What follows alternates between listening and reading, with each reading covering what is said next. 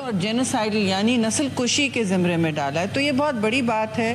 کہ عالمی ادارے بھی اس طرح بات کر رہے ہیں. اور حال میں 7 اکتوبر سے لے کے آج تک 40,000 سے زیادہ فلسطینی اس میں شہید ہوئے ہیں. جو بربریت کا نظام ہمارے سامنے آ رہا ہے چیئرمین صاحب، اس میں تو میں سمجھتی ہوں کہ ہمیں پہلے بھی اس پر ہماری بات ہوئی تھی، لیکن ہر سیشن میں ہمیں اس پر بات کرنی چاہیے. وہ اس لیے کہ اس طرح کا جو ہم نے مظاہرہ نسل کشی کا شاید پہلے کبھی اپنی زندہ جیتی تاریخ میں تو نہیں دیکھا ہے. اور یہ ایک اس وقت جو اسرائیل نے گھس کے ایران میں حملہ کیا، اور اس وقت کیا جب وہاں کے صدر کی حلف برداری ہوئی رہی تھی، تقریب تھی، ساری دنیا سے لوگ پہنچے ہوئے تھے، تو اس سے یہ بھی ظاہر ہوتا ہے کہ اسرائیل کے پاس ایک وہ چیز ہے جو ہم ابھی ڈسکس ضرور کریں گے ایک ریزولوشن کے ذریعے، امپیونٹی یعنی کھلی چھوٹ، جو اس وقت 2 ممالک کے پاس ہے دنیا میں، اور اسرائیل اور ہندوستان. انڈیا ان اسرائیل کے پاس اس وقت کھلی چھوٹ ہے سر، کہ وہ جو چاہیں کریں، جہاں چاہیں میسائل داغیں اور پھر کہیں کہ ہم پر دہشت گردی ہوئی ہے. اگر ان پر دہشت گردی ہوئی ہے تو کسی ریاست سے نہیں ہوئی ہے چیئرمین صاحب. یہ ایک بہت بڑا فرق ہے کہ کہیں بھی نان اسٹیٹ ایکٹر اگر کام کر رہے ہیں تو اسرائیل ایک ریاست اپنے آپ کو قرار دیتی ہے، اور جب وہ بامبنگ کرتی ہے بے دریغ بغیر سوچے سمجھے، جس میں ان گنت بچے، ان گنت زخمی، علیل اور ان کے جتنے بھی دوسرا پاپولیشن ہے، ایجڈ لوگوں کا، ایلڈرلی کا، خواتین کا، ہسپتالوں میں جو لوگ ہیں، انہوں نے بغیر تفریق ہر جگہ بامبنگ کی ہے. انہوں نے سارے لاز آف وار کی جتنے بھی ہیں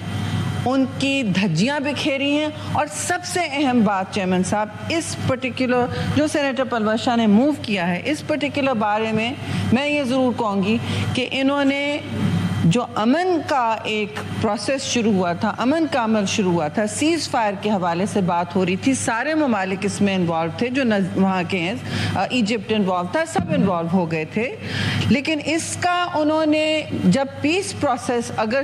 کیسی بھی لنگڑی لوڑی شروع ہوئی ہے اور سیز فائر کی بات کی گئی ہے، تو انہوں نے اس پورے خطے کو غیر مستحکم کر دیا، اور یہ کہا اس بامبنگ سے جو انہوں نے اسماعیل ہنیہ کی ہے ایران میں گھس کے، وہ یہ پیغام دیا کہ نہ صرف ہم اس امن کے عمل کو کچھ بھی نہیں سمجھتے، مگر ہم اس کی دھجیاں بکھیر رہے ہیں. اب آپ بتائیں کہ ہم میں سے کوئی بھی دنیا میں کہیں بھی جو بھی پیس انٹرلوکیٹر ہوتا ہے چیئرمین صاحب، اگر اس کو آپ شہید کر دیں، نہتے مطلب وہ سو رہے تھے وہاں اس گھر میں، ان کو شہید کر دیں in an extrajudicial act of war, in an extrajudicial killing، تو کون آپ کے سامنے پھر کھڑا ہوگا اس امن کے عمل کو شروع کرنے، اور کون کیوں کرے؟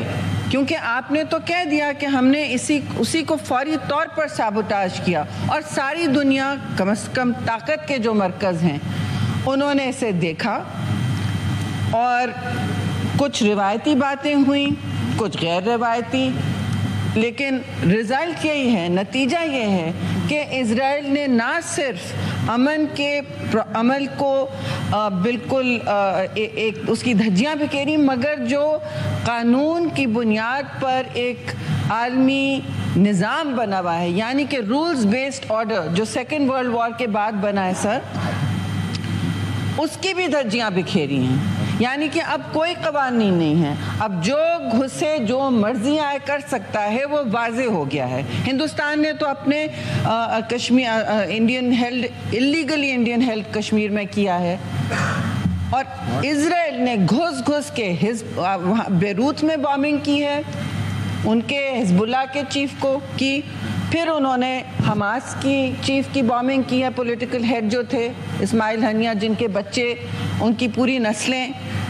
غزہ کی جنگ میں شہید ہوئے ہیں، 12 سے زیادہ ان کے فیملی ممبرز غزہ کی جنگ میں شہید ہوئے ہیں. تو اس کی مذمت تو کرنا میں سمجھتی ہوں کم ہوگی، ہم سب مذمت کر چکے ہیں، لیکن اسرائیل کو کون پوچھ رہا ہے، ان کو کون روک رہا ہے؟ اور ان کی جو اس وقت ابھی بھی جاری ہے، ابھی بھی ان کے جو مظالم جاری ہیں، ان میں ان دونوں میں ایک چیز میں سمجھتی ہوں کامن ہے چیئرمین صاحب، وہ یہ ہے کہ دونوں میں نسل کشی ہو رہی ہے۔ دونوں آپ ہندوستان کو لے لیں اور آپ اسرائیل کو دے لیں، دونوں نے اوپن پریزنز بنا دیے ہیں ان علاقوں کو، آکیوپائڈ، دونوں آکیوپائرز ہیں، دونوں کلونیل پروجیکٹ سیٹلر کلونیلزم کا مرتب کر رہے ہیں، اور جو جرائم ان کے ہاتھ سے ہو رہے ہیں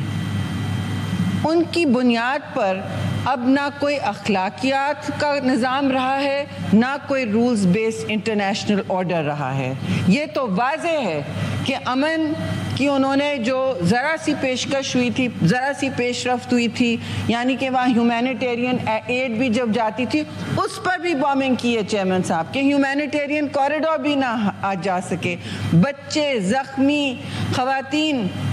جو اب سوشل میڈیا پہ روز ایسے ان کی تصاویر نظر آتی ہیں، ایسے ویڈیوز آتے ہیں کہ اب دل دہل کے رہ جاتا ہے کہ 21ویں صدی میں یہ ہم کیا مناظر دیکھ رہے ہیں، اور پھر اپنے اپنے کام پر واپس جا رہے ہیں، کیونکہ اور کسی نے کچھ کرنے کا سوچا نہیں ہے، نہ ان پر کوئی روک تھامی ہے، بلکہ اس پریزیڈنٹ نیتنیاہو تو ہر جگہ پہنچ کے اپنی واہ واہ کروا رہے ہیں۔ تو آواز اٹھانا بہت ضروری ہے، دونوں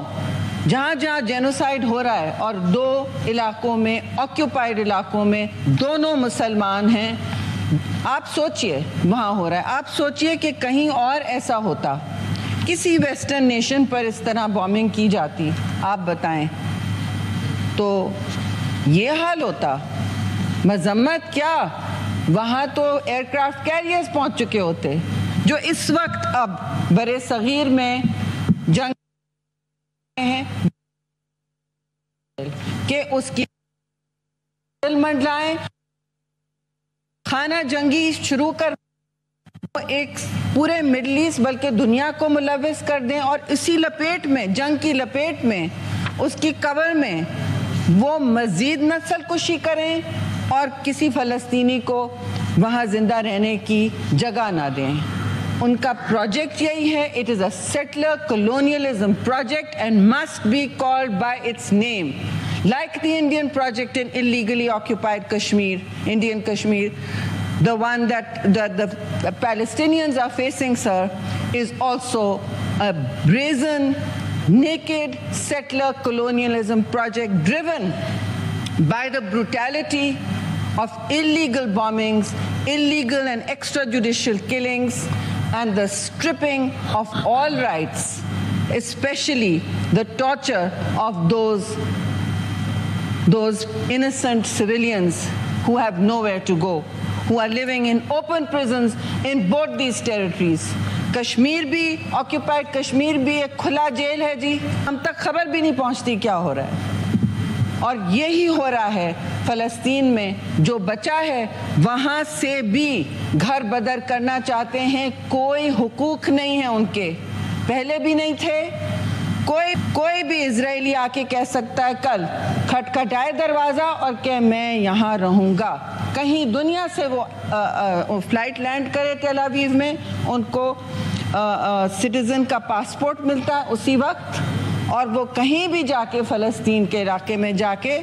ان کو فلسطینیوں کو گھر بدر کرتے ہیں اور کہتے ہیں یہ اب ہماری سرزمین ہے۔ تو ہو یہ رہا ہے زمین پر، لیکن اس کے ساتھ ساتھ جو 21ویں صدی میں نسل کشی کے 2 پروجیکٹس چل رہے ہیں، اس پر ہم تو کم از کم خاموش تماشبین نہیں بن سکتے چیئرمین صاحب، اور آپ سے میں ضرور یہ کہوں گی کہ ہم نے آج ریزولوشن تو پاس کیا ہے، ہماری کوشش ہونی چاہیے کہ ہر سیشن میں اس پر ہم ضرور بات کریں اور ان کی حوصلہ افزائی کریں، کیونکہ وہ ہماری طرف دیکھتے ہیں اور کہتے ہیں کہ کم از کم پاکستان جو ہے وہ ایک مسلم ملک ہے جو کھڑا ہے۔ بہت بہت شکریہ چیئرمین صاحب۔